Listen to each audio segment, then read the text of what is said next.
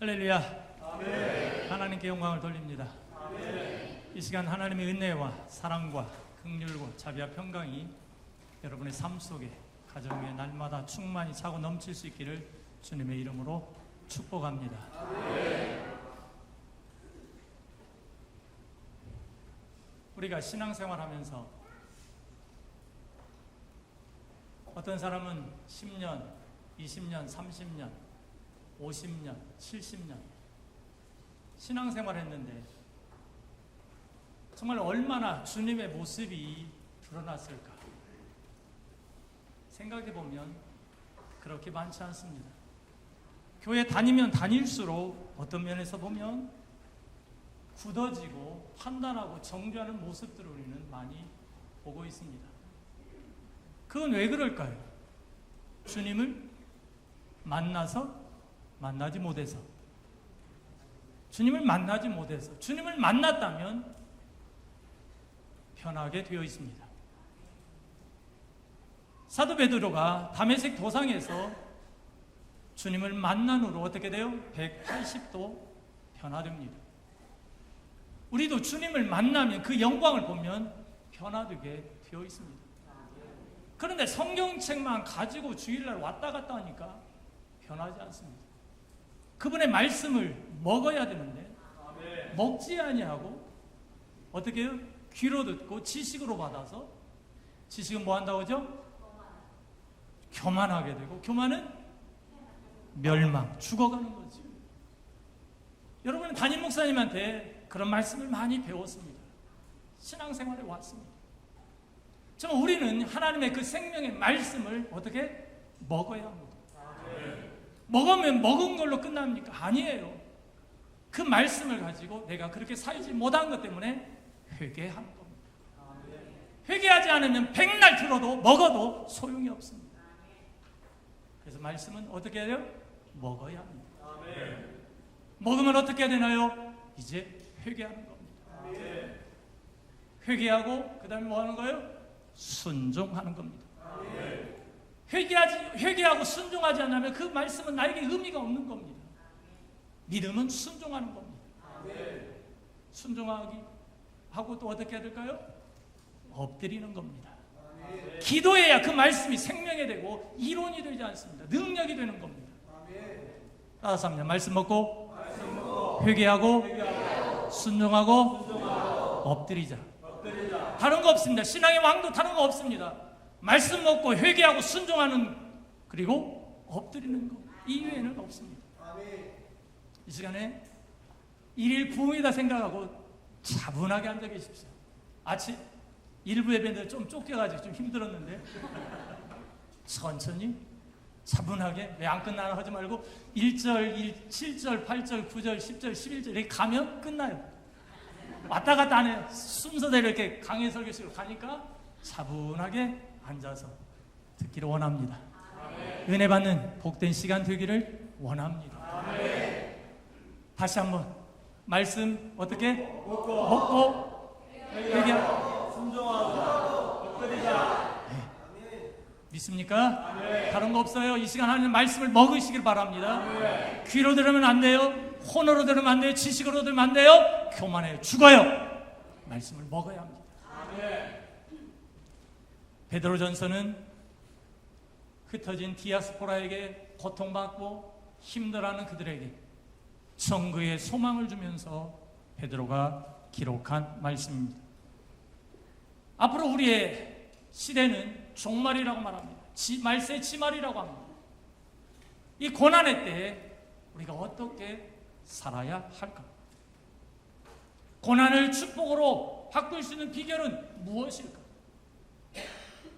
그것은 하나님의 말씀대로 순종하며 살아가는 삶인 줄로 믿습니다. 아멘. 고난은 영광입니다. 아멘. 고난은 복입니다. 아멘. 이제 그 고난은 그리스도의 고난이라고 베드로 전서에 말씀을 하고 있습니다. 왜냐하면 그 고난은 예수 그리스도 때문에 예수 그리스도의 이름으로 당하는 고난이기 때문에 우리는 이 영광이 되는 줄로 믿습니다. 아멘. 이제 인류 최대의 환난의 시간을 이제 맞이할 텐데 그런 모든 것을 넘어설 수 있는 큰 믿음으로 성장해야 우리는 흔들리지 않고 굳세게 서서 세상을 이기고 사단을 이기고 환경을 이기는, 넉넉히 이기는 믿음의 삶을 살아가게 될 줄로 믿습니다. 그러니까 환난이나 고난이라고 하는 것은 나타나는 현상적인 측면의 강도, 이것은 사실 그리스도인과 상관이 없습니다. 그러니 어떤 것은 아무것도 아닌 고난에 대해서 어떤 사람은 굉장히 연약하고 쓰러질 수 있습니다. 그러므로 고난은 다분히 상대적인 거죠. 어떠한 고난도 사실은 그것을 감당할 만 믿음만 있으면 아무 상관이 없습니다. 고난을 그런 믿음으로 받아들일 때 그 고난은 우리의 생애 가운데 유익이 될 줄로 믿습니다. 그래서 로마서 8장 18절에 뭐라고 말합니까? 다 같이 시작. 생각한데 현재의 고난은 장차 우리에게 나타날 영광과 좋기 비교할 수 없도다. 아멘. 지금 여러분에게 당하는 그 고난, 저 영원한 천국에 배한다면, 그 영광에 배한다면 뭐예요? 비교할 수 없다고 합니다. 고난 가운데 있습니까? 절망 가운데 있습니까? 소망을 가지시기를 주의 이름으로 축원합니다. 그러면 이제 만물의 마지막 때 우리는 어떻게 해야 될까? 우리 7절 같이 읽습니다. 시작.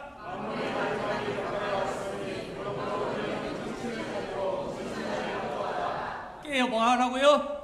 기도하라고 하는 겁니다. 우리의 성도들의 문제는 뭐입니까? 너무나 기도하라고 하는데 문제가 있습니다. 식상에 있습니다. 기도 식상에 있습니다. 말씀을 드리지만 기도를 돌파하지 아니하고 다른 신앙생활을 잘할 수 있다? 그것은 불가능합니다. 기도가 뚫리지 않고 다른 거 할 수 없습니다. 어떤 내 힘으로, 내 의지로는 할 수 있겠지만 하나님의 힘으로는 할 수 없는 겁니다. 예를 들면 기초 체력이 없는 사람에게 어떤 운동을 시켜도 소용이 없습니다. 스피드, 민첩성, 지구력은 운동선수로서의 기초 체력입니다. 이것을 할 수 있는 사람이라야 그 다음에 테크닉이 좋아지는 문제가 있는 거죠. 마찬가지입니다. 우리에게도 기도는 영적 기초입니다. 기도를 돌파하지 않고는 영적인 것 아무것도 감당을 할 수 없습니다. 기도를 통해서 이 모든 것들을 자기의 것으로 만들지 않는 한 말씀이나 이런 것들은 다분히 뭐가 돼요? 이론이 되는 거죠. 지식이 되는 겁니다. 그리고 이 치열한 영적 전쟁의 마지막 때의 상황 가운데 기도하지 않는 사람은 이제 살아남을 수 없습니다. 오늘 본문에 보니까 만물이 마지막이 가까웠다라고 하면서 사도 바울이 무엇을 이야기합니까? 베드로가 무엇을 이야기합니까? 첫 번째 기도하라, 두 번째 사랑하라, 세 번째 섬기라, 네 번째는 하나님이 공급하신 힘으로 하라라고 말합니다. 만물의 마지막이 가까웠기 때문에 이렇게 살아야 된다고 말씀합니다. 보통 세상적인 관념에서는 종말이라고 하면 뭐라고 말합니까? 이제 마지막이니까 마음대로 살자. 이것은 상식적인 이야기입니다. 잘해봐야 은둔 생활을 하는 거죠. 그래서 잘못된 기독교의 종말론을 가진 사람들은 은둔 생활을 잘합니다. 자기들끼리 모여갑니다. 아니지요. 오히려 우리는 마지막 때일수록 적극적으로 이 세상에 하나님의 일에 간섭을 해야 될 줄로 믿습니다. 스피노자 철학자가 뭐라고 말하죠? 내일 지구의 종말이 온다 할지라도 나는 오늘 사과나무 한 그루를 심겠다. 사과 열매가 비싸서 값이 올라가서? 아니지요. 마지막까지 자신 안에 주어진 하나님의 비전을 실행하겠다고 하는 말이죠. 세상은 종말이라고 하면 절망이지만 우리 그리스도인은 종말이라고 하면 이제 새로운 영광이 시작되는 줄로 믿습니다. 제대로 깨어있는 성도들은 종말이라고 하면 이제 소망이 생겨나게 되는 거죠. 마라나타, 예수여 어서 오시옵소서. 그 소망을 가지고 살아가는 겁니다. 그리고 그날 즉 주님 만날 날을 준비하는 열정이 살아나게 되는 겁니다.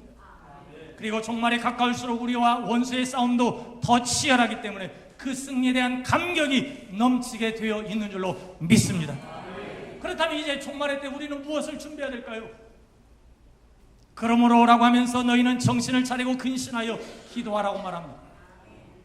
헬라 원문대로 한다면 너희는 정신을 차리고 기도하기 위하여 근신하라, 이렇게 번역할 수 있습니다. 한마디로 말해서 기도하기 위해서는 정신을 차리고 근신해야 된다라고 하는 말입니다. 이 말을 줄여서 한다면 모든 전 인격적인 상태가 기도하기 위해서 준비되어야 한다고 하는 말이에요. 모든 신앙생활의 요소들은 기도를 정확하게 하기 위해서 하는 겁니다. 그렇기 때문에 기도라고 하는 것은 단순히 내 요구를 하나님께 요구하는 것이 아닙니다. 내 신앙생활의 모든 이 엑기스를 통틀어서 하나님과 교제하는 것이 기도하는 겁니다. 그래서 기도는 존재에 응답하시는 것이지 여러분의 소리에 응답하는 것이 절대 아닙니다. 네가 누구냐? 그러면 하나님은 여러분의 생각과 마음의 묵상까지도 다 열람하신다고 시편 19편 마지막 절에 말씀하고 있지 않습니까? 그래서 주기도문에서 우리의 기도의 승부수는 어디냐? 하늘에 계신 우리 아버지. 무슨 관계요? 하나님과 나와 이 아버지의 관계만 된다면 끝나는 겁니다. 100% 응답이죠. 근데 하나님의 아버지가 안 되고 이웃 아저씨가 되든지 이모부가 되든지 고모부가 되니까 맨날 기도해도 허공에치는 기도가 되는 거예요. 아버지와 나와의 그 관계만 확증된다면 100% 기도의 응답이지요. 다른 차원에서 말한다면 요한복음 15장에 요한사도가 이렇게 말하죠. 네가 내 안에, 내 말이 네 안에 무엇이든지 원하는 대로 구하라 다 이루리라고 말하지. 그 말은 내 안에 하나님과의 생명의 교류의 상태가 유지된다면 무엇이든지 원하는 대로 구하라 다 주시겠다고 말씀하고 있는 거죠. 그러니까 성경은 정확히 존재에 대해서 응답하는 것을 말씀하고 있습니다. 그렇기 때문에 기도라고 하는 것은 종합 예술이라고 말할 수 있습니다.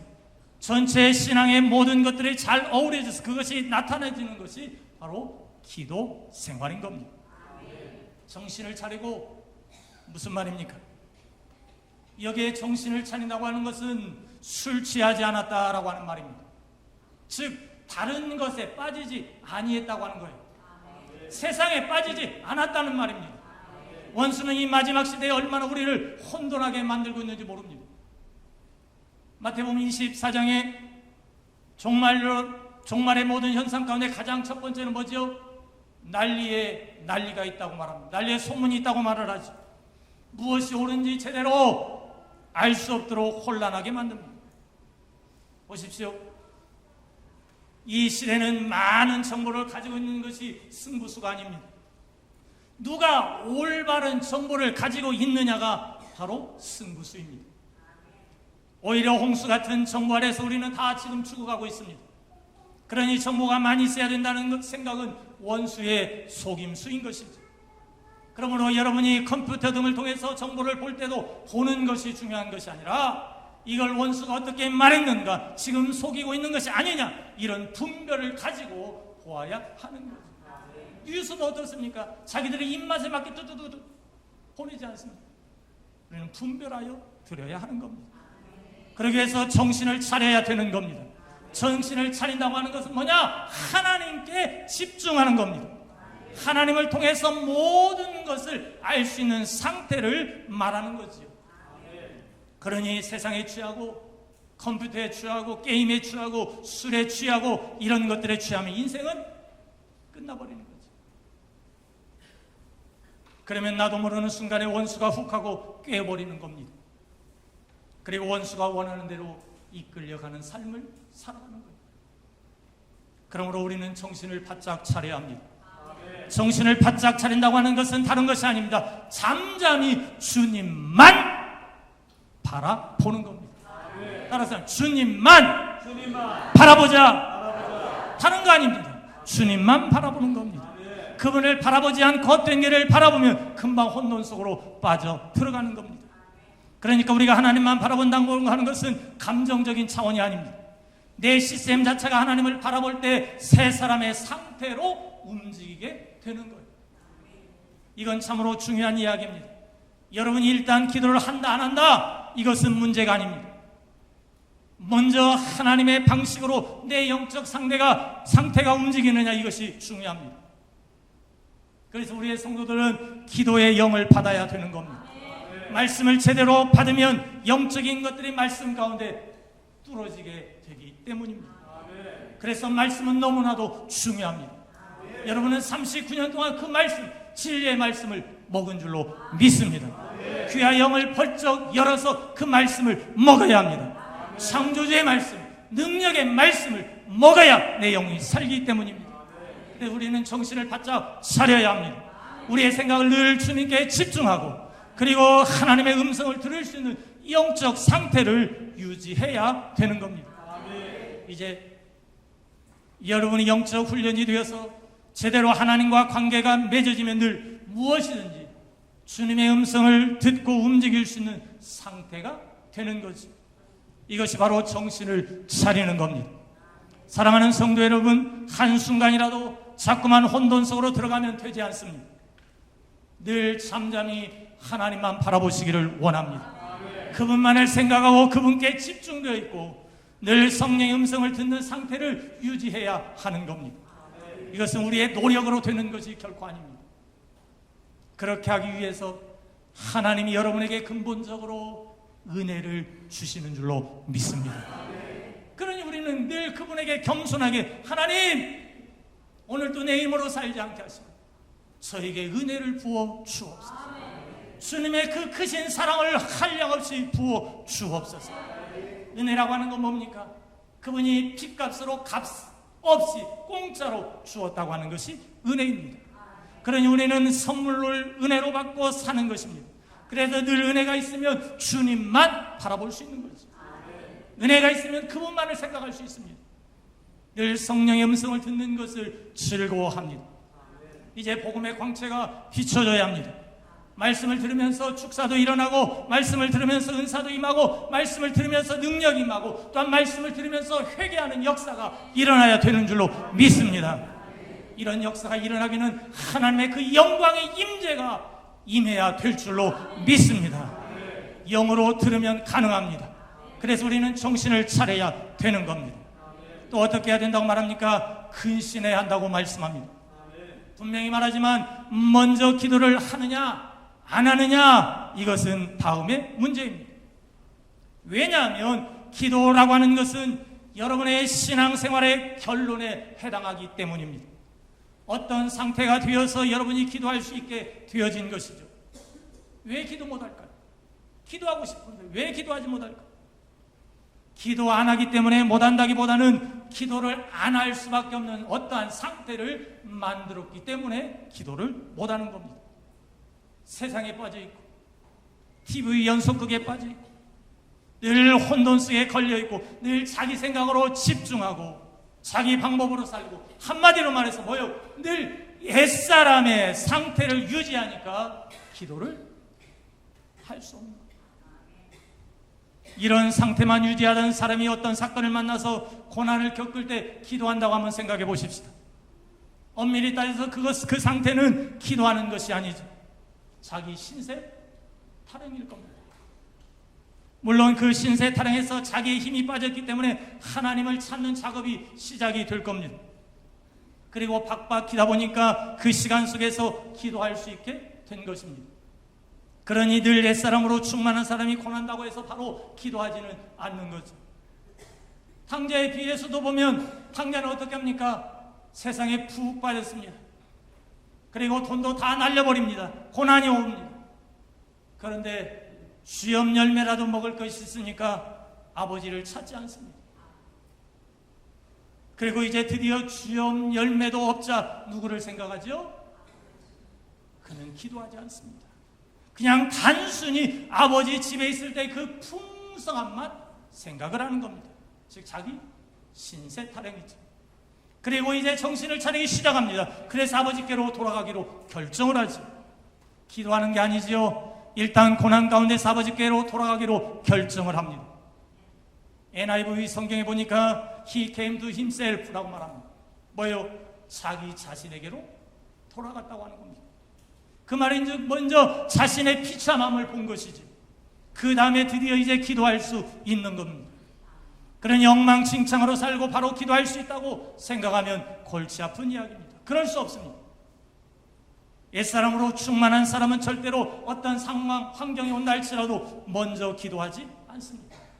그러나 거꾸로 늘 새 사람으로 충만한 사람은 시편 40편의 기자의 말처럼 기가 막힌 수렁에 빠졌을지라도 뭐예요? 기도하는 겁니다. 그건 아주 상상할 수 없는 고난에 들어간 상황입니다. 그런데도 거기서 하나님 귀 좀 빌려주세요, 하나님 도와주세요 그러면서 기도하는 거죠. 그런 친밀함을 가지고 고난 속에서도 기도할 수 있다는 말입니다. 그러니까 우리는 늘 하나님께 기도할 수 있는 그런 영적 상태를 유지하고 있어야 되는 거예요. 뒤에서 바로의 군대가 쫓아오고 앞에는 홍해가 가로막혀 있고 좌우에는 산이 있습니다. 사면초가입니다. 그럼에도 불구하고 모세는 그 상황에서 엎드릴 줄 아는 겁니다. 우리 같으면 절망할 것입니다. 왜 빠져나갈 구멍이 하나도 없습니까? 라고 원망할 것입니다. 그러나 그 상황에서도 모세는 엎드립니다. 왜요? 모세는 그런 상황에서도 기도할 수 있는 준비가 되어 있었기 때문입니다. 기도는 여러분의 생각보다 상상을 초월하는 능력을 가지고 있습니다. 칠흑 같은 완전한 어둠 속에서도 하나님의 빛을 발할 수 있는 능력이 바로 기도 가운데 있는 줄로 믿습니다. 기도를 안 하는 것은, 다른 것은 관두고라도 멍청한 짓입니다. 기도를 안 하는 것은 아주 손해보는 겁니다. 사랑하는 성도 여러분, 인생 가운데 기도의 능력을 갖는 것은 최대의 무기를 갖는 것이나 마찬가지입니다. 기도하는 사람은 인생 가운데 하나님이 무엇을 해도 어떤 모양으로도 쓸 수 있는 줄로 믿습니다. 그러니 우리는 이제 기도할 수 있는 사람이 되어야 할 줄로 믿습니다. 베드로전서는 그 비결로서 먼저 정신을 차리라고 하고 있습니다. 그리고 근신하라고 말합니다. 이 근신이라고 하는 말은 굉장히 능력 있는 말입니다. 여러분이 왜 그렇게 악의 발을 들여놓고 원수의 혼돈 속으로 들어가기가 쉽게 하느냐? 그것은 절제 능력이 없어서 그렇습니다. 사람은 절제 능력이 있어야 합니다. 언제든지 원수가 원하는 것을 발을 들여놓지 말고 멈출 수 있는 그런, 즉 자기를 제어할 수 있는 능력이 있어야 하는 거예요. 그것은 인생의 한 단면을 이야기하자면 이렇게 설명할 수 있습니다. 누가 효과적이고 유용한 시간을 근신하는 데 많이 사용했는가? 그것이 인생에서 성공했다고 하는 한 단면일 겁니다. 쓸데없고 필요 없는 데 시간을 인생 가운데 줄여나갈 때 그 사람은 인생에서 유익한 시간이 만들어지고 자기 인생을 영광스럽게 만들 수 있을 겁니다. 바로 그 비결이 절제하는 겁니다. 그러니 얼마만큼 오래 살았느냐, 이것이 중요한 것이 아니라 그 인생 가운데 온전한 시간을 얼만큼 보냈느냐, 이것이 중요한 거죠. 100년을 살아도 맨날 쓸데없는 시간을 보내면 그것은 사나마난 거죠. 그러나 30년을 살아도 그 모든 시간이 하나님께 집중되고 하나님이 원하시는 것을 살았다면 그 사람은 성공한 삶을 사는 줄로 믿습니다. 근면은 열심히 일한다, 그런 뜻이 아닙니다. 하나님이 원하시는 시간을 누가 사용했느냐, 이것이 잠언에서 말하는 근면입니다. 이 절제의 능력 있는 사람은 바로 하나님이 원하시지 않는, 즉 쓸데없는 시간을 보내지 않습니다. 원수가 좋아하는 시간에 대해서 발을 안 들여 놓을 수 있는 절제 능력을 우리는 소유해야 합니다. 발을 딱 들여 놓으려 하다도 하나님 편으로 돌아설 수 있는, 이것이 바로 절제 능력입니다. 그러면 근신이란 무엇일까요? 근신과 절제는 같은 의미는 아닙니다. 절제는 근신이 아니고 근신은 또한 절제가 아닙니다. 왜냐하면 히브리서를 보면 분명히 근신은 절제가 아니기 때문입니다. 이 근신 안에 절제 능력이 있다고 할 수 있습니다. 그럼 이 절제 능력이 왜 근신 안에 있느냐? 우선 근신의 정의가 무엇이냐면 나를 향한 하나님의 목적을 향해서 나갈 수 있는 능력, 그것이 바로 근신입니다. 그렇게 나가는데 거기에 대해서 내가 어떠한 제한도 가지고 있지 않다고 하는 뜻이지. 즉 돈이 없어도, 지혜가 없어도, 인맥이 없어도, 그것들은 나를 향한 하나님의 목적으로 나아갈 때 전혀 고려될 요소가 아닙니다. 오직 내게 필요한 것은 그분의 부르시는 목적을 향한 믿음의 능력만 있으면 되는 줄로 믿습니다. 훌륭한 선원이란 무엇입니까? 어떠한 풍랑이 일거나 파도가 쳐도 어떠한 위험이 있어도 마침내 자신이 원하는 항구에 배를 대는 게 훌륭한 선장이죠. 그렇듯이 이 근신이라고 하는 것은 바로 나를 향한 하나님의 목적을 향해서 믿음을 가지고 어떤 제약점이 있더라도 마침내 하나님이 원하시는 항구의 발을 내디딛게 하는 겁니다. 그 믿음의 능력 안에는 바로 절제라고 하는 것이 있습니다. 절제는 하나님이 원하시지 않는 방향으로 절대 가지 아니하는 겁니다. 늘 하나님이 원하시는 곳에 발을 디딜 수 있는 거지요. 하나님의 자녀가 가진 능력이란 바로 이런 겁니다. 여러분의 인생에서 돈, 사람, 지혜 등은 여러분에게 꼭 필요한 자원은 아닙니다. 그것들은 우리가 꼭 가지고 있어야 되는 절대적 요소도 아닙니다. 있어야 되겠죠. 그러나 절대적인 것은 아닙니다. 오직 나를 향한 하나님의 목적과 그리고 그것에 반응하는 믿음, 그럴 때 하나님이 내 안에서 그 모든 방향 중에서 하나님이 원하시는 방향으로 갈 수 있는 절제 능력을 주시는 겁니다. 이것이 바로 근신입니다. 히브리어의 정의입니다. 바로 이 능력을 우리는 가지고 있다고 하는 사실입니다. 하나님이 다 주셨습니다. 너희 우리에게 모두 다 주셨습니다. 있습니다. 그러면 기도란 무엇일까요? 기도란 무엇일까요? 내가 가진 자원의 한계, 내가 가진 능력의 한계, 내가 가진 지혜의 한계 등은 기도에는 고려되지 않습니다. 오직 나를 향하신 하나님의 그 뜻과 목적을 향해서 믿음으로 그것들에게 반응하는 것이 바로 기도입니다. 그러니 우리는 절제적으로 그 기도를 하기 위해서 근신하는 능력을 받아야 되는 거죠.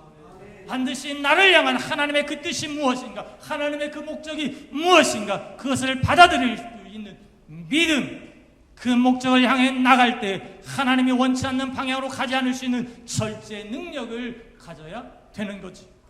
그러니 기도하는 사람에게는 다른 어떤 것도 필요 없습니다. 마치 무에서 유를 창조하는 능력입니다. 믿음만 있으면 됩니다. 나를 향하신 하나님의 목적만 알면 되는 거죠. 거기에는 어떠한 제약도 필요 없습니다. 그 길을 가는데 나를 유혹하는 것에 대해서 다른 방향으로 가고자 하는 절제 능력만 있으면 되는 겁니다. 이런 사람은 어떤 상황에서도 기도할 수 있습니다. 나는 지금 상황이 나빠서 기도할 수 없다. 거짓말입니다. 나는 돈이 너무 없어서 돈 버느라 기도 못한다. 아니지. 어떠한 사람이 나를 너무나 힘들게 해서 기도 못해요. 이것은 거짓말입니다. 절대 그렇지 않습니다. 기도는 모든 환경과 모든 조건을 다 불시시켜버리기 때문에 그렇습니다. 그러니 기도할 수밖에 없는 겁니다. 기도의 능력이란 대단한 것이죠. 모든 상황 가운데 모든 시대를 이끌었던 사람들은 바로 기도하는 사람들이었습니다. 미국의 18세기 위대한 붐을 이끌었던 대표주자들이 꽤 있습니다. 그 사람 중에 조나단 에드워드와 휘필드 같은 사람들을 꼽습니다. 그 중에 가장 강력했던 기도의 사람은 브레인 너드라고 하는 사람입니다. 그 사람에게는 정말로 아무것도 없었습니다. 과연 그 사람이 기도할 수 있을까? 그 사람을 알면 여러분은 고개를 저을 겁니다. 심지어 그는 건강마저도 폐결핵에서 피를 토하면서 기도하던 사람이었습니다. 그 사람의 영향력으로 감력의 창시자 웨슬레도 이분의 영향력을 많이 받았다고 합니다. 인디아나 눈밭에서 1시간을 기도하고 나면 그 주변이 다 피로 낭자할 지경이었다고 합니다. 그런 사람이 어떻게 기도합니까? 그런 건강으로 무슨 기도를 합니까? 라며 그 사람이 기도할 수 있는 사람이고 누구도 절대로 인정하지 않았다고 합니다. 그러나 기도는 그런 것이 아닙니다. 어떠한 조건, 어떠한 환경도 다 불시시켜 버리는 줄로 믿으시기를 주의 이름으로 축원합니다. 그러니까 기도하는 사람에게는 어떠한 조건도 필요 없습니다. 오직 나를 향하신 하나님의 뜻과 그것을 받아들일 수 있는 믿음만 있으면 되는 줄로 믿습니다. 그리고 그 방향으로 가는데 하나님이 원치 않는 곳으로 쓸데없이 가지 않는 철저의 능력만 있으면 되는 거지. 그러니까 보십시오. 그가 그렇게 강력하게 중보 기도를 하니까 조나단 에드워드 목사님이 그의 장인어른인데 그분이 설교할 때 그분의 눈이 나빴다고 합니다. 선교 얼굴을 이렇게 얼굴에 대고 이렇게 말합니다. 여러분은 하나님의 진노의 손에 붙잡힌 죄인들입니다. 은혜가 될까요? 안 되겠지. 그런데도 그가 설교를 할 때 사람들이 얼마나 고통스러운지 가슴을 찢으며 바닥을 팍팍 긁었다고 합니다. 이건 누구의 능력입니까? 하나님의 능력입니다. 누구를 통해서?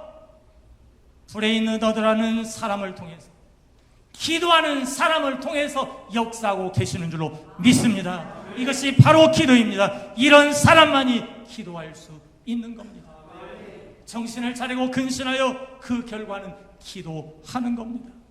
사랑하는 성도 여러분, 기도의 영을 사모하십시오. 기도하는 사람은 영원한 나라에서 영원히 빛나는 존재가 될 줄로 믿습니다. 기도하는 사람은 이 땅에서 무엇인가를 추구하는 사람이 아닙니다. 기도하는 사람은 영원한 나라에서 영원토록 찬연히 빛나는 별이 될 것입니다. 강력한 기도의 능력, 이 마지막 시대에 하나님은 바로 그런 기도하는 사람을 사용하시는 것입니다. 정신을 차리고 근신하여 기도하십시오. 여러분, 이 말씀은 도전을 받으라고 이렇게 표현하고 있는 말씀이 아닙니다. 기도하는 겁니다. 엎드리는 겁니다. 저는 여기 있는 모든 성도님 중에 이런 사람이 단 몇 사람이라도 나오면 좋겠습니다. 그러니 이 마지막 시간에 귀신들은 이 하나님의 역사를 죽이기 위해 제일 먼저 누구를 죽일까요? 기도하는 사람을 죽입니다. 기도하는 교회를 죽이고 있습니다. 그래서 이 마지막 때 정말 기도하는 사람이 별로 없지 않습니다. 60년, 70년, 80년대에 기도하는 사람들이 삼각산 능력봉에 그렇게 많이 있었다고 합니다. 그런데 지금은 별로 없습니다. 저도 청년 때 하늘산 오살리에 가면 많은 사람들이 기도했습니다. 저도 3일씩, 일주일씩 기도했습니다. 금식 기도했습니다. 1984년부터 87년까지 이 성산교회에서 봉사할 때 청년들과 또한 주일학교 교사들 두세 달에 한 번씩 삼각산에 올라가고 청계산에 올라가서 기도했습니다. 저희 모 교회도 정말 열심히 기도하는 교회, 영적 전쟁하는 교회였습니다. 뜨겁게 기도하는 교회였습니다. 그래서 작년 12월에 갔는데 새벽 기도에 가서 보니까 5분 전에 와서 우 몰려왔다가 설교 끝나고 5분 안 돼서 쑥 빠져나갑니다. 기도하는 사람이 없습니다. 정말 이 교회는 지금 기도하자고 하는데 얼마나 여러분 저녁에 와서 새벽에 와서 부르짖고 있습니까? 하나님 앞에서 주여 도와주십시오. 내 힘으로 할 수 없습니다. 얼마나 기도하고 있습니까? 기도해야 합니다. 기도해야 내 영혼이 살고 내 가정이 살고 교회가 살고 이 민족이 사는 줄로 믿습니다. 그런데 기도하고 싶은데 도대체 기도가 안 돼요. 왜? 원수들이 기도하는 사람들을 죽이고 있기 때문입니다. 이제 우리는 새로운 영광을 보아야 합니다. 그래야 기도할 수 있습니다. 이제 그 증거로 기도하는 역사가 이제 이 성산교회에 일어나기를 주의 이름으로 축원합니다. 그래서 정신을 차리고 근신하여 강력하고 파워풀한 기도를 할 수 있는 우리 모두가 되기를 소원합니다. 야고보 사도가 이야기하고 있듯이 의인의 간구는 파워풀하다고 말합니다. 강력하다고 말하죠. 이펙티브하다고 말합니다. 효과적이라고 말하고 있습니다. 그러니까 기도의 능력은 하나님 그 능력의 자체이고, 기도의 스케일은 하나님의 스케일 그 자체이고, 기도의 깊이는 하나님의 깊이 그 자체입니다. 기도의 신비함은 하나님의 신비 그 자체인 겁니다. 그래서 기도하라고 하는 겁니다. 기도하시기를 바랍니다. 말세에 기도하는 겁니다. 이 마지막 때 하나님이 찾는 사람은 진실로 기도하는 사람을 찾고 계시는 줄로 믿습니다. 원수와 싸워서 승리하는 기도의 사람이 다 될 수 있기를 주님의 이름으로 축원합니다. 이 성산의 공동체가 이제 성전에서 기도의 놀라운 영의 역사가 일어나기를 소원합니다. 공동체의 모든 성도들이 몸으로 뭔가를 하기보다는 먼저 하나님께 엎드리는 것으로 해결하려고 하는 그런 열심이 있기를 원합니다.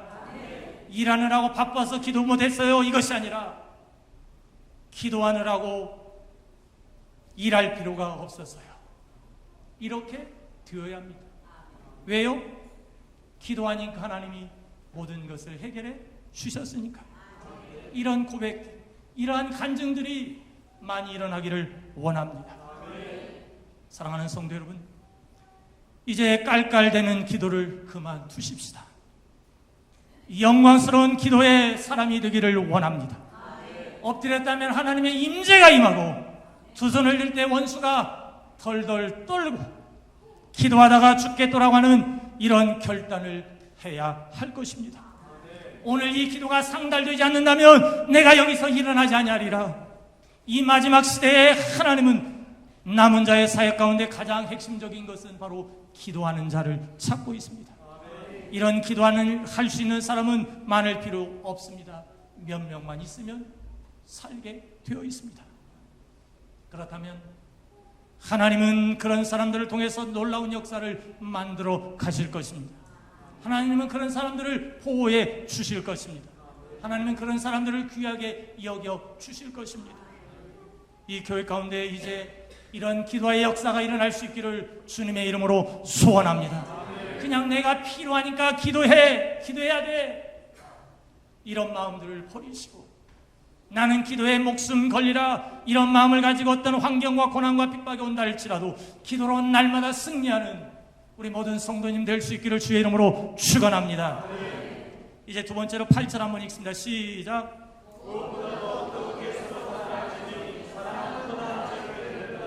아멘. 무엇보다 뜨겁게 어떻게라고요? 사랑하라고 말합니다. 여기 뜨겁게라고 하는 것은 운동선수가 목표를 향해 전력 질주를 하는 것을 말하고 있습니다. 즉 뭐예요? 사랑만 하는 겁니다. 기도한다는 것과 사랑한다고 하는 말은 같은 겁니다. 주님을 사랑하기 때문에 뭐 할 수 있어요? 기도하는 겁니다. 기도한다면 사랑하게 되는 거지. 기도하는 사람이 어떻게 사랑 안 할 수가 있겠습니까? 우리는 기도하는 사람에 대해 잘못된 인식을 가지고 있습니다. 기도하면 괜히 신령한 것 같습니다. 늘 목소리를 깔아야 될 때, 집사님, 신령한 것처럼 보입니다. 그것은 기도하는 사람의 모습과는 관계가 없는 것입니다. 오히려 기도하면 사랑하게 되는 것이고 사랑하기 때문에 기도하는 것입니다. 그래서 우리 모두는 사랑할 수 있어야 합니다. 왜냐하면 기도하기 때문에. 사랑만 하는 겁니다. 골로새서 1장 13절 말씀에 우리를 흑암의 나라에서 사랑의 아들의 나라로 옮긴 바 되었다고 말씀합니다. 그 아들의 나라는 무슨 나라요? 사랑의 나라라고 말합니다. 그러니 사랑한다고 하는 것은 우리가 반드시 해야 될 원칙입니다. 우리 성산교회 모든 성님들이 이제 진정으로 서로가 사랑해야 되는 줄로 믿습니다. 이것은 하나님의 명령입니다. 우리는 진정으로 사랑해야 합니다. 사랑할 수 있는 공동체가 되어야 합니다. 사랑한다면 형제 자매를 위해서 자기 것을, 생명을 줄 수 있어야 하는 거지요. 사랑은 허다한 죄를 덮느니라. 그렇게 사랑할 때 어떤 사건이 일어나냐? 죄를 덮게 되는 겁니다. 허다한 죄를 덮는다고 하는 것은 사랑에 죄를 사는 능력이 있다는 뜻이 아닙니다. 사랑 그 자체에는 죄를 덮는 능력은 없습니다. 그러나 주님이 우리를 사랑하셔서 그 죄를 위해서 주님이 죽어 주셨습니다. 그 보혈로 우리를 덮어 주셨습니다. 그렇기 때문에 사랑은 그 죄를 덮을 수 있는 능력이 있는 겁니다. 사랑은 용서할 수 있는 능력이 있는 것이지요. 그래서 이 덮다라고 하는 말은 두 가지 의미가 있는데, 하나는 죄가 보이지 않는다, 그런 의미가 있습니다. 마치 겨울에 한방눈이 내리면 온 세상이 다 덮어버리지, 하얗게 보이지. 이런 원리가 같습니다. 그런데 그 눈이 다 녹으면 뭐예요? 오만 쓰레기 잡동사니 더러운 것들이 다 드러나는 거죠. 사랑이 있으면 보이지 않습니다. 그러나 사랑이 식어지면 허물과 죄악들이 드러나게 되는 겁니다. 또한 비판하지 말라라고 이야기합니다.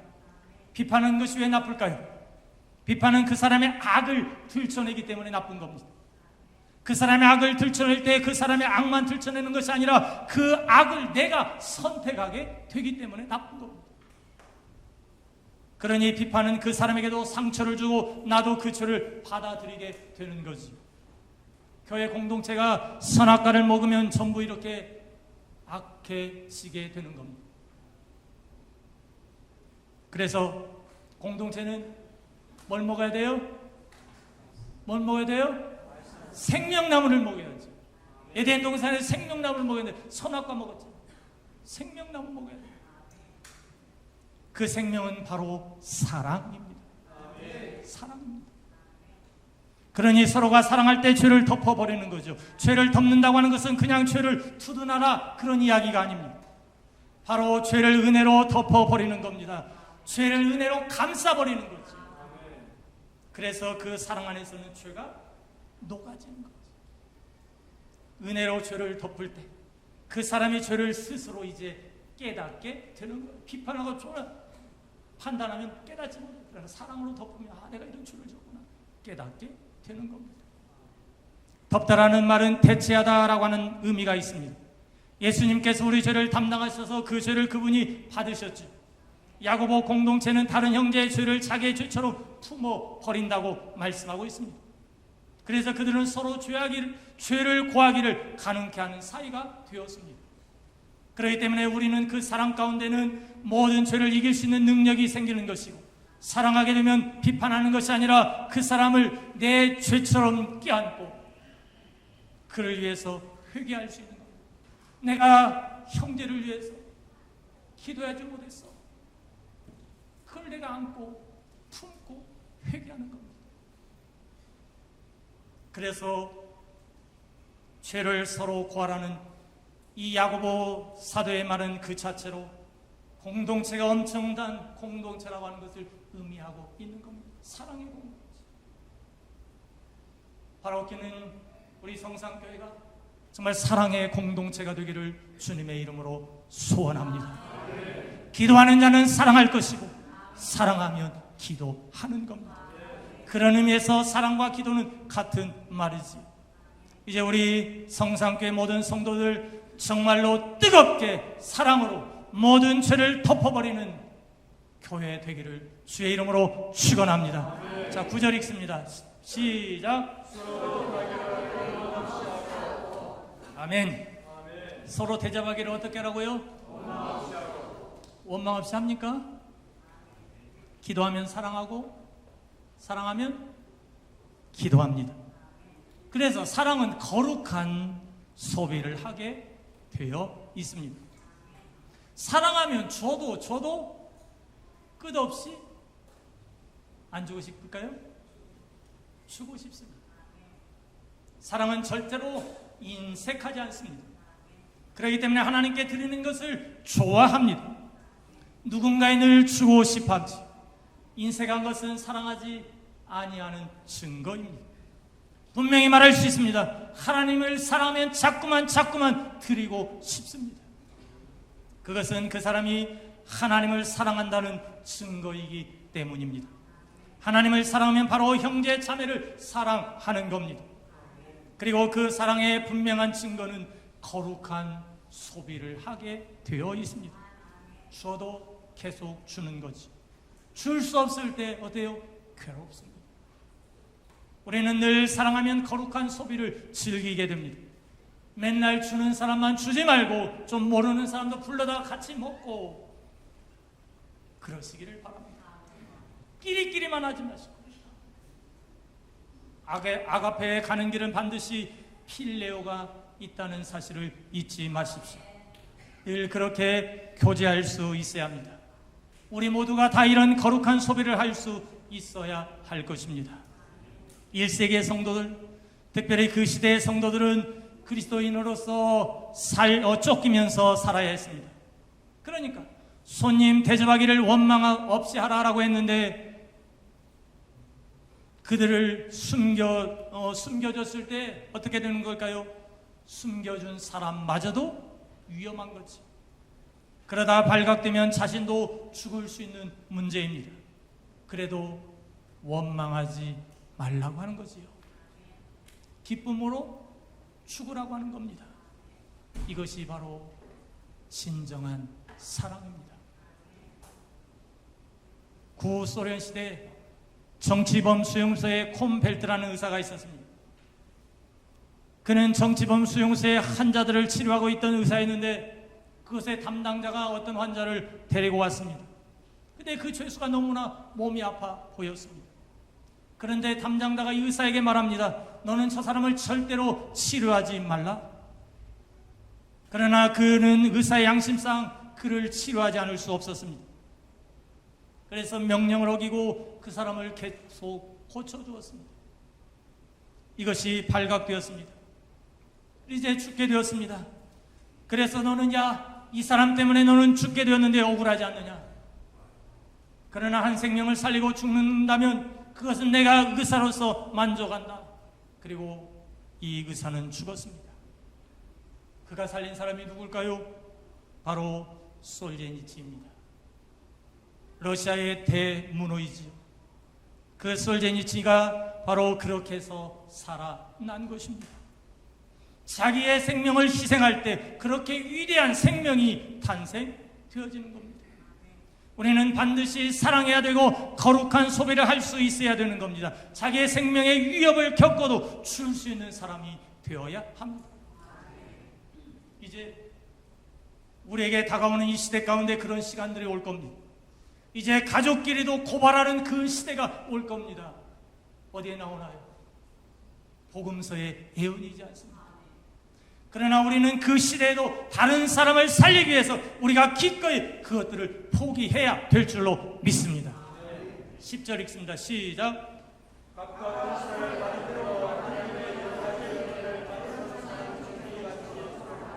아멘. 이것은 성지기적인 삶을 살아라, 그런 말씀입니다. 봉사라고 하는 것은 섬기라는 말이지. 우리는 고난이 올수록 섬겨야 합니다. 그러나 보통의 경우 고난이 올수록 기도를 못하지요. 보통의 경우 고난이 올수록 사랑하지 않지요. 고난이 올수록 손님 대접하기가 어렵습니다. 고난이 올수록 섬기지를 않습니다. 그러나 우리는 그렇게 해야 합니다. 왜요? 섬길 때 고통은 멈추기 때문입니다. 물질의 고통이 있을 때 섬기면 물질의 고통은 거기서 끝나게 되어 있습니다. 상처의 고통이 있을 때 섬기면 상처가 거기서 멈추게 됩니다.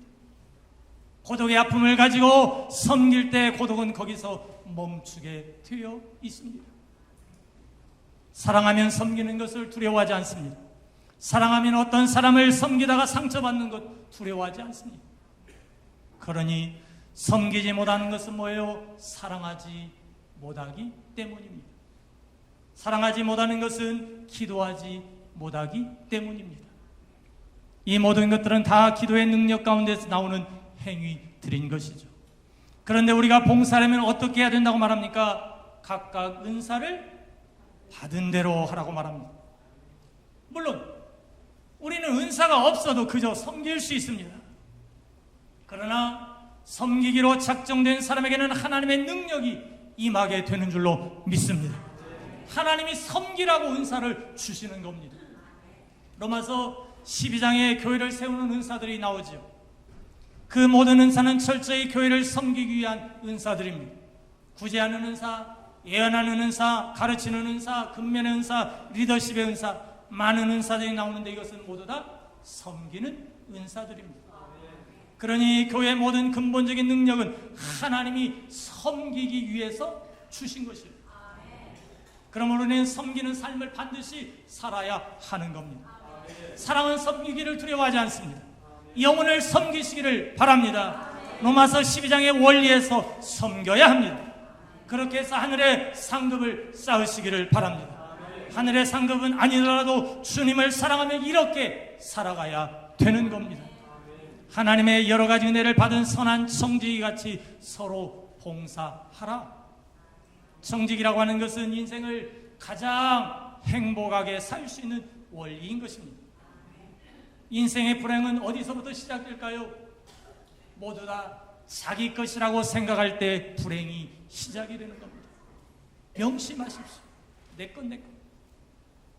돈도 자기 것이라고 생각하니까 돈 때문에 문제가 생기고, 자식도 자기 것이라고 생각하니까 자식 때문에 문제가 생기는 겁니다. 시간도 자기 것이라고 생각하니까 시간 때문에 문제가 생기고, 건강도 자기 것이라고 생각하니까 문제가 생기는 겁니다.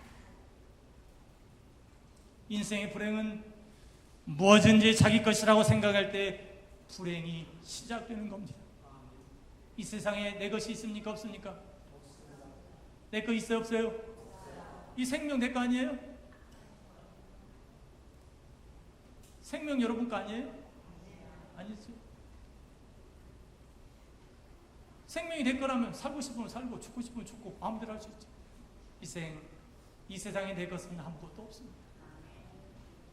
그러나 인생에 내 것은 아무것도 없을 때 진정한 자유로 들어가는 겁니다. 오직 하나님이 모든 걸 나에게 맡기셨다. 나를 통해서 모든 것을 분배하기 위해서 맡기셨다. 이처럼 청지기의 삶은 인생을 행복으로 들어가는 첫 관문이 되는 겁니다.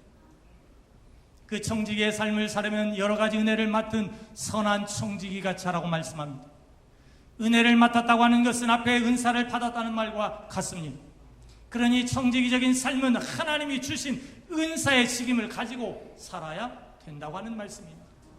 한마디로 말해서 하나님은 우리에게 모든 능력을 주시는데 그것은 바로 청지기적인 삶을 살라고 주신 것입니다.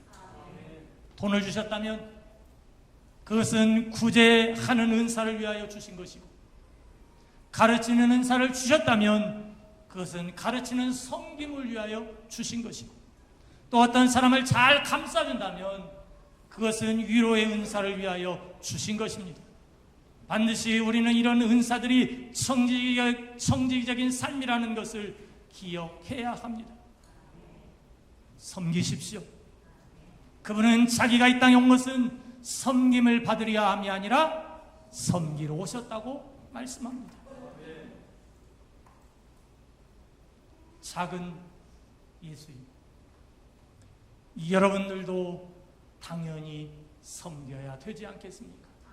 예수님도 섬기러 오셨는데 우리는 섬기지 않고 어떻게 하겠습니까? 섬겨야 합니다. 섬기는 것은 정말 즐거운 일입니다. 이제 우리 모든 성산의 성도들 전도도 해야 될 것입니다. 그것도 바로 섬김의 삶이기 때문입니다. 교회 청소도 하고 동네 청소도 해야 합니다. 이제 이런 섬김의 삶을 통해서 성산 공동체가 사회에 대해서 헌신할 수 있어야 될 것입니다. 우리 모든 성도가 섬기기를 주의 이름으로 축원합니다. 자, 11절 읽습니다. 시작.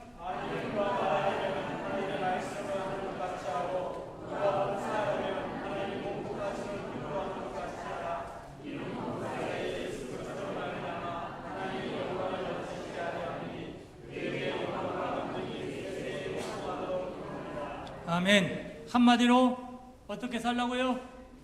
하나님의 힘으로 살라고 하는 겁니다.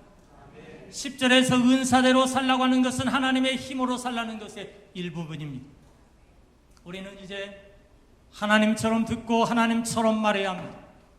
하나님처럼 들을 수 있기 때문에 하나님처럼 말할 수 있는 겁니다. 기도가 점점 더 깊어질수록 말하는 기도와 듣는 기도가 거의 정비례지는 겁니다. 어릴 때는 자기가 하고 싶은 소리만 다 쏟아내고 하나님 됐지요? 아멘. 그럼 안녕. 그리고 가버립니다. 하나님이 뭘 원하시는지 그분의 음성을 듣지 않습니다. 끝. 그러고 가버립니다. 주님은 그렇게라도 기도하는 것을 기뻐하시지. 그러나 사실 주님이 원하는 것은 우리와 뭐하기를 원하십니까? 교제하기를 원하십니다. 교제는 일방적으로 한쪽에서 다 짓거리는 것이 교제가 아니죠. 교제란 대화이지요. 기도는 대화이지 않습니다.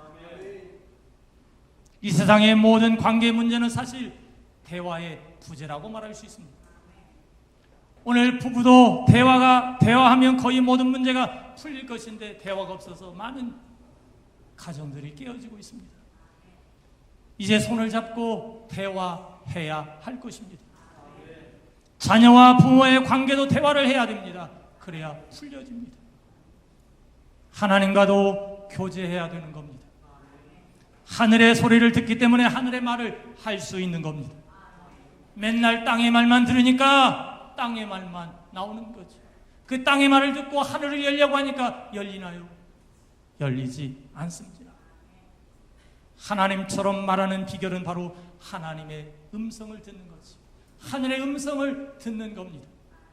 원주에 가면 대한민국의 개들이 거의 다 있다고 합니다. 많이 있다고 합니다.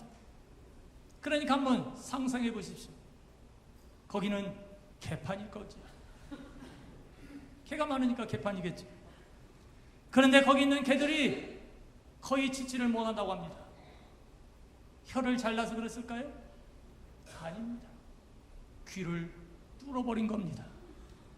못 들으니까 지지를 못하는 거예요. 사랑하는 성도 여러분, 여러분의 귀가 막히면 말이 안 나오는 겁니다. 하나님의 음성을 들어야 하나님께 말할 수 있는 거죠. 그래서 우리는 바로 들어야 합니다. 잘못 들으면 안 됩니다. 바로 들어야 바로 믿을 수 있기 때문입니다. 신천지에 가서 백날 들어보십시오. 바로 들 수 있나? 영혼이 죽는 거지. 하나님의 음성, 하나님의 말씀을 바로 들어야 바로 믿을 수 있는 겁니다. 그러니까 하나님의 말을 들을 때 하나님처럼 말할 수 있는 거지. 땅의 말을 들으면 땅의 말처럼 하게 되는 겁니다. 그러니까 맨날 TV 연속극만 보고 세상 사람들과 말만 하면 입에서 뭔만 나와요? 세상에요. 음란의 말. 내가 본 것이 그거니까 그것만 나오고.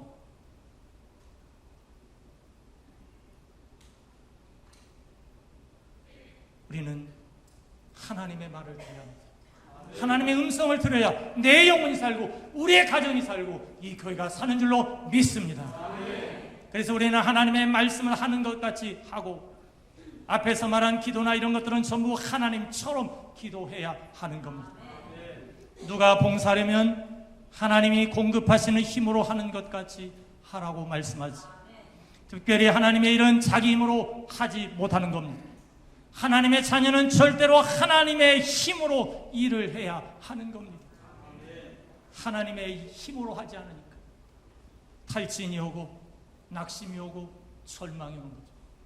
내 힘으로 하니까 알아주지 않으면 절망하지. 특별히 하나님의 영적인 일들은 하나님의 힘으로 해야 자꾸만 성장하고 즐거운 것입니다. 그렇지 않기 때문에 우리는 늘 절망하고 탈진하게 되는 겁니다. 이제 우리는 하나님이 공급하시는 힘으로 봉사해야 될 것입니다. 하나님은 원래 여러분에게 그렇게 힘을 공급하시는 분입니다. 그런데 왜 그 하나님이 공급하신 힘을 받아들이지 못할까요? 왜 받아들이지 못할까요? 그것은 여러분의 힘이 충만하기 때문입니다. 여러분의 힘이 빠지면 하나님의 힘은 자연히 들어오게 되어 있습니다. 그렇기 때문에 기도의 한 측면은 여러분의 힘을 빼는 시간이라고 말씀드릴 수 있습니다. 그러니까 하나님의 뜻을 믿음으로 받아들이는 것이 기도의 시작입니다. 하나님을 만나서 하나님의 뜻을 알면 내 뜻이 포기되어지죠. 그분을 만나면 내 방법, 내 생각이 포기되어지는 겁니다. 그러니까 그분을 만나면 자연히 내 힘은 빠지게 되어 있습니다. 그러면 거기서 끝이 아닙니다. 드디어 하나님의 힘이 들어오게 되는 거지. 사랑하는 성도 여러분, 여러분의 힘으로 살면 반드시 죽습니다. 반드시 죽습니다. 그게 어디에 나오나요? 로마서 8장 13절에 너희가 육신대로 살면 반드시 죽을 것입니다. He shall die. 반드시 죽는다고 말합니다. 그렇기 때문에 우리는 늘 하나님 나에게 힘을 주세요. 하나님 오늘 또 살아갈 능력을 주세요. 아예 내 중심에 이런 말이 붙어 있어야 되는 것이지요. 하나님 도와주세요. 늘 하나님을 의지할 수 있어야 할 것입니다. 이는 범사의 예수 그리스도로 말미암아 하나님이 영광을 받으시게 하려 함이니 그에게 영광과 권능이 세세 무궁하도록 있느니라. 아멘. 하나님의 말씀을 하는 것 같이 하고 하나님의 공급하시는 힘으로 하는 것 같이 해야 되는 이유가 무엇일까요? 이유가 무엇일까요? 그래야만 범사의 예수 그리스도로 말미암아 하나님이 영광을 받으시기 때문에 그렇습니다.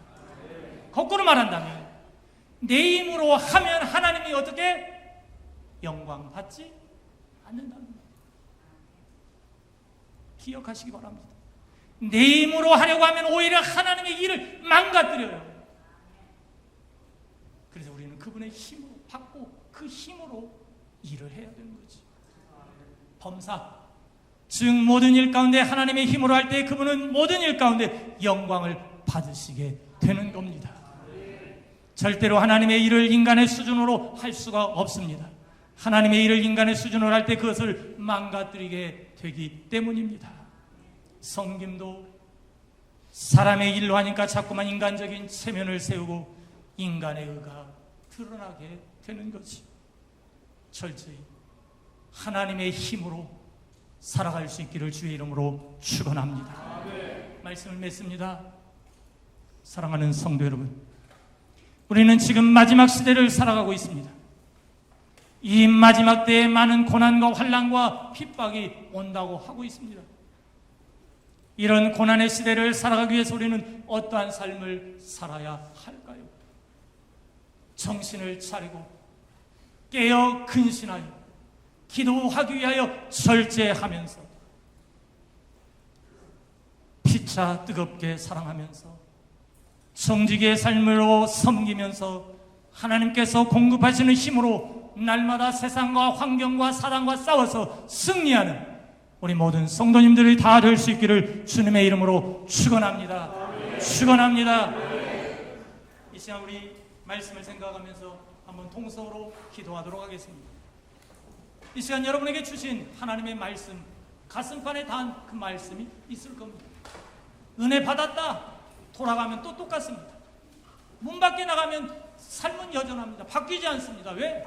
그 말씀이 내 안에 영으로 받지 않아요. 실체가 되죠. 하나님, 이제 이 말씀대로 살아갈 수 있는 힘을 주세요.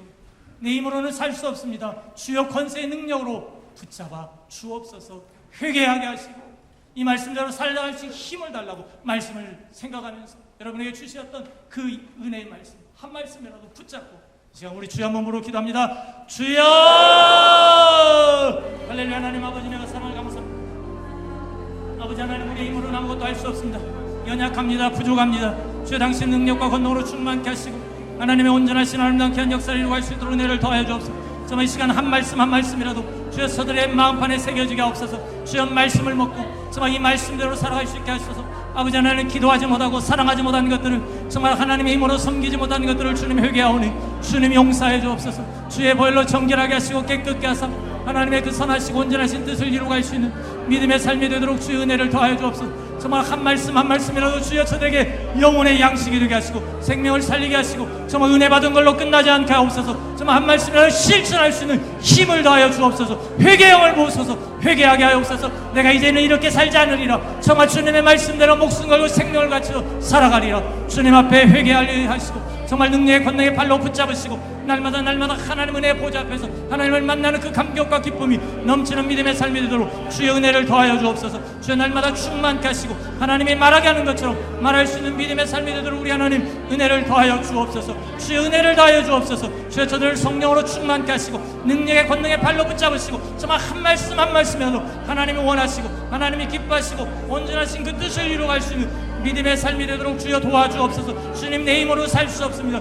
주여 이제 새 사람으로 살게 하옵소서. 육신대로 살면 너희가 반드시 죽는다고 그랬사오니 이제 하나님의 공급하신 하나님의 은혜로 모든 것을 행하며 나갈 수 있는 주여 도와주옵소서. 주여 은혜를 더하여 주옵소서. 정말 한 사람 한 사람 주님이 시간도 터치하옵소서. 주여 만져주옵소서. 주여 당신의 사랑으로 한 사람 한 사람 주여 만져주옵소서. 정말 주여 이제는 내가 이렇게 살지 않으려, 이렇게 살지 않으려 하나님 원하시는 삶을 살아가리라. 주여 결단의 시간이 되게 하시고 역사하시고 주여 저를 통하여 하나님 하시고자 하는 그 뜻이 날마다 드러나도록 우리 하나님 은혜 더하여 주옵소서.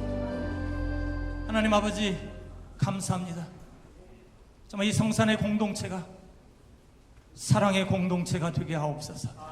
정말 깨어 근신하여 기도하며 사랑으로 품으며 섬기는 청지기의 삶을 살게 하시고 무엇보다 내 힘이 아닌 내 의지가 아닌 하나님의 공급하시는 힘으로 주님 앞에 설 때까지 죽도록 충성하여 하나님 앞에 설 때 잘했다 칭찬받는 교회와 모든 성도들 되도록 축복하여 주시옵소서.